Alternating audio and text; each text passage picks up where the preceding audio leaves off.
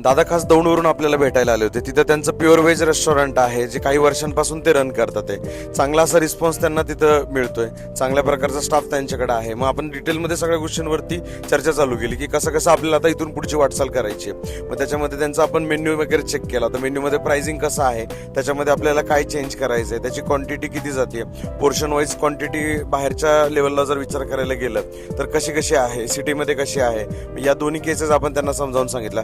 एकंदरीत food cost त्यांची किती आली पाहिजे, त्यात समजा बघायला गेलं तर किराणा कितीचा पाहिजे, भाजीपाला कितीचा पाहिजे, डेअरी कितीचा पाहिजे, स्टाफ सॅलरी किती पाहिजे, दर महिन्याचा सेल्सचा रेशो टार्गेटेड किती पाहिजे, त्यांच्याकडे जेवढा स्टाफ आत्ता आहे यामध्ये आपण डिटेलमध्ये चर्चा केली. त्यानंतर आपण त्यांना काही डिलिव्हरीबद्दल आयडिया दिल्या की कशा प्रकारे आपण तिथे त्यांच्या इथे डिलिव्हरी देऊ शकतो.